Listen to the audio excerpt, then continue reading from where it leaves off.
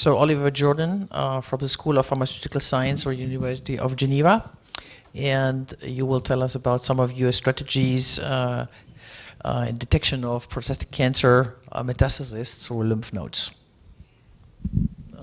Okay. Okay. Okay. Good afternoon, everybody.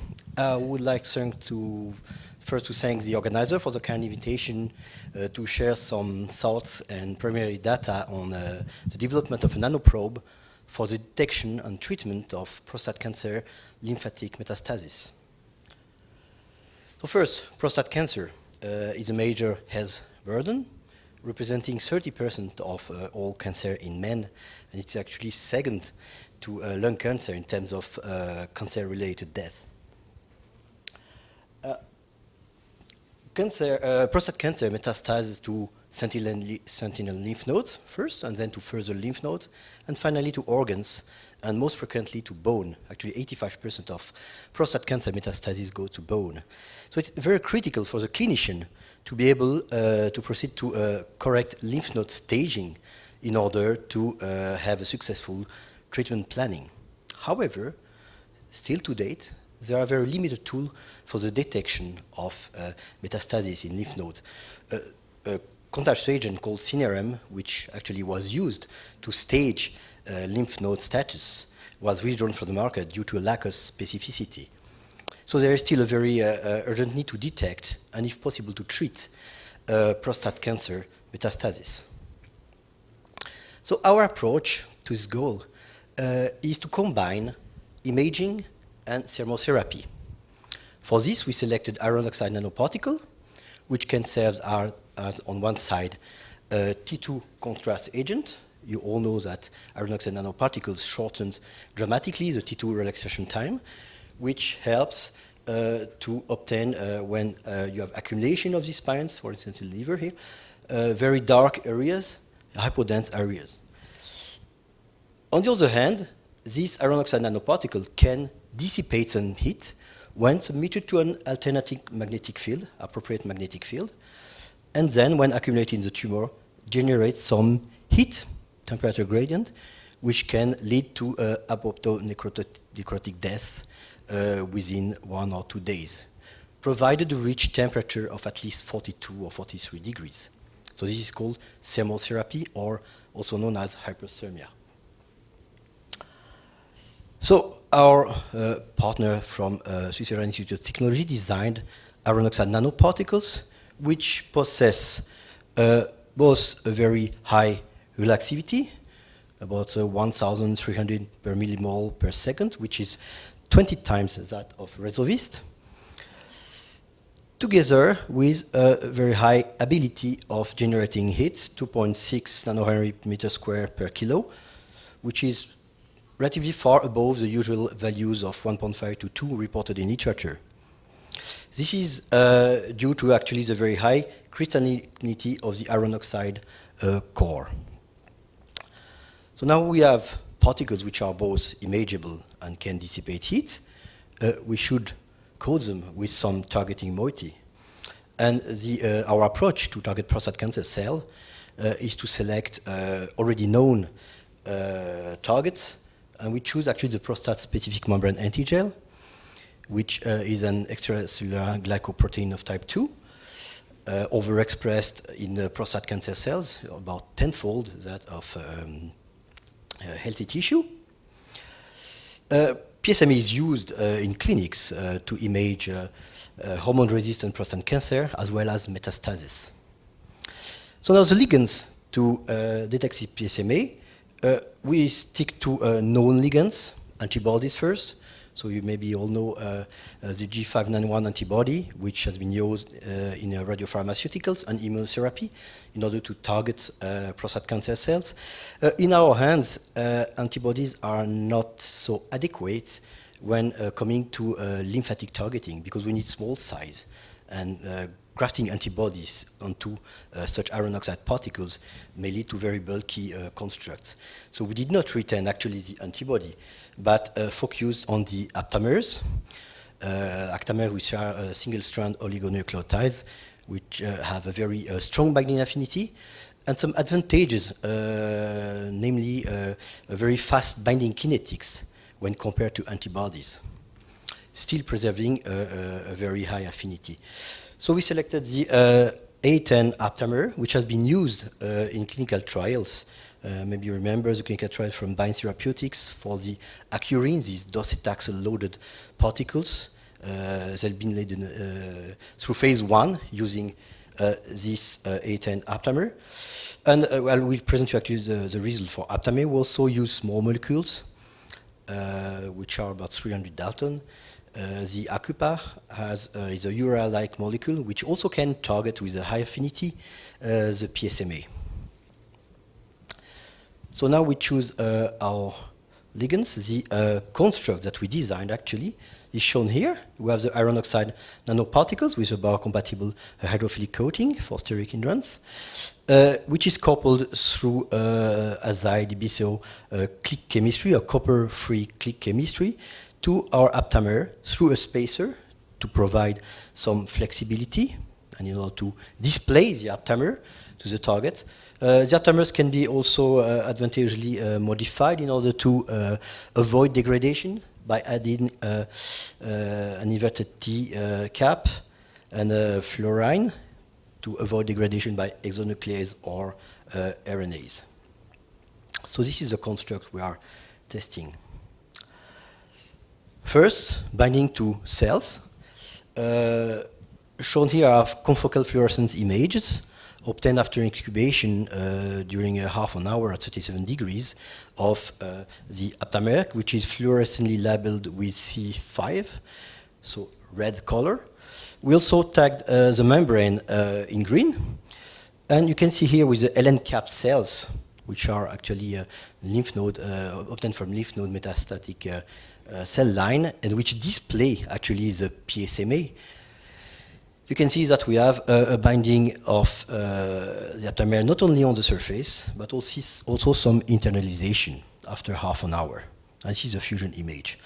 Now, if you use cells which are PSMA negative, not expressing PSMA on the surface, such as the PC3 cancer cells, you can see that you have no more binding, which shows the specificity of the approach for PSMA. Size and zeta potential. So we want to target lymphatics, and therefore we should have a size, if possible, higher than 10 nanometers. Below 10 nanometers, the construct has a propensity to be drained by blood capillaries. And below 100 nanometer in order to be able to enter through lymphatics through fenestration. In order to travel from the subcutaneous site of injection to the lymphatics, we also wish to have hydrophilic construct, and if possible with a negative surface charge. So what we obtain by dynamic light scattering, the results show diameter of mean number diameter of 62 nanometer and a zeta potential of minus 34 millivolts, which are adequate for our goal, and which also provide a stable colloidal formulation. We also proceeded to measurement of cytotoxicity, and we show that all the constructs are actually preserving the mitochondrial activity, as shown by this WST1 assay. And importantly, these results this project is actually part of a much larger consortium that we call Magnetotheranostics, which gathers hospitals, pharmacists, engineers. So I already mentioned the EPFL for the nanoparticles, the iron oxide nanoparticles. More importantly, we have engineer from ETH or IT's Foundation who designed magnetic field applicators, which is with a size amenable to large animals or eventually to head and neck human applications. A simulation platform is also being developed in order to predict the temperature that we will obtain under thermotherapy sessions. That is very important to be able to predict the temperature. And for MRI, we also have the CHUV and the Inselspital developing specific sequence in order to image adequately the spines and determine the concentration. Okay, so to wrap in as a conclusion, MR magnetic resonance imageable ions, which can dissipate heat, functional with aptamer, adequate for lymphatic transport, and able to bind PSMA positive cells. Importantly, the insertion into a multidisciplinary network gives some insight into a possible translation to clinics, but now we are at the step of having a proof of concept in vivo in a rat model of PSMA positive metastases to lymph nodes. So I would like to thank you, Stella Ehrenberger, our talented PhD student who generated the data shown here, or parts of the data, Professor Borchardt, the head of the lab, and also EPFL, Deborah Bonvin, Mariana Muyonic for the nanoparticles. Maybe you saw already the posters there outside, 2 posters on this the same subject.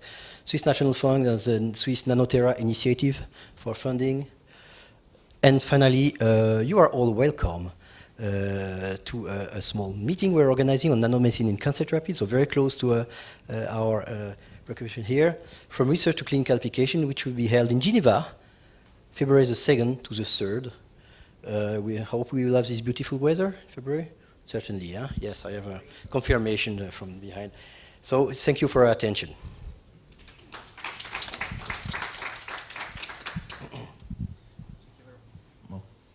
Thank you very much for your presentation. Any question from the audience? I can manage.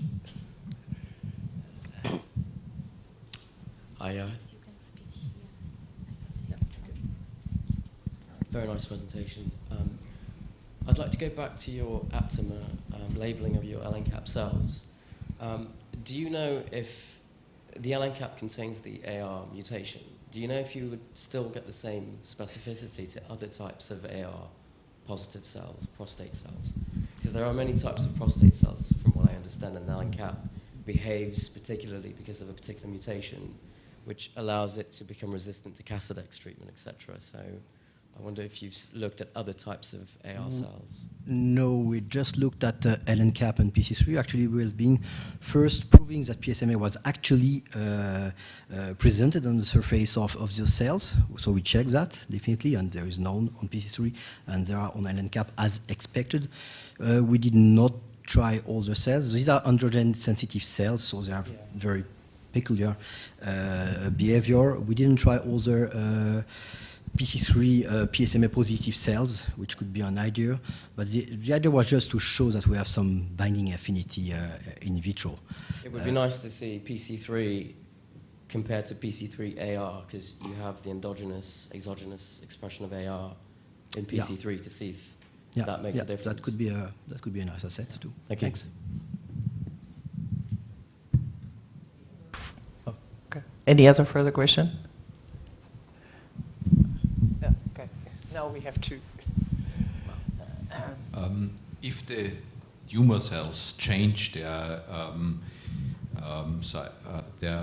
mutations and all of this stuff, do you think is there any chance to collect within time circulating tumor cells and to develop aptamers to more specific binding according the change of the tumor cells?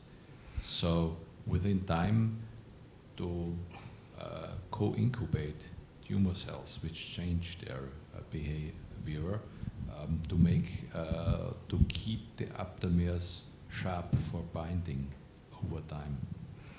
Yeah, over time, but I'm not aware of fast mutation in terms of lymph node metastasis. I think the problem would come more, so it's specific to human PSMA, first, to not work with a dog PSMA or other things, so this is very well defined. Now, with time, what happens actually is not so much a mutation, is an increase of the expression of PSMA, because the PSMA expression is very time-dependent and androgen sensitive. So the limitation would come more from this time evoluting expression. If we want to target early metastasis, we have to be sensitive enough to this particular PSMA form, but we have no, we have only one PSMA very specifically defined by the aptamer sequence. as you mentioned your conference in February, maybe you just want to mention 2 or 3 hot topics you are going to discuss there, because I assume that people here could be interested in that. Yeri? Hot topics? Out very soon. Yeah. Basically, looking at is the translation from the clinical, from the Mason. Sorry. Okay. What we're looking at is basically to have a red line from the laboratory and the stuff that we're doing here, all the way to the clinics. Because in the new building, we will have this is actually located next to the hospital in Geneva. So we will have clinicians there. We will have basic scientists there. But as I said, the program will be out at the latest after the summer. Okay. So everybody who is interested should contact you. Okay. Thank you very much. And I thank you for attending this session. I would like to thank all speakers again, and hopefully we see you again next year with some new data and results. Thank you very much, and enjoy the rest of the conference.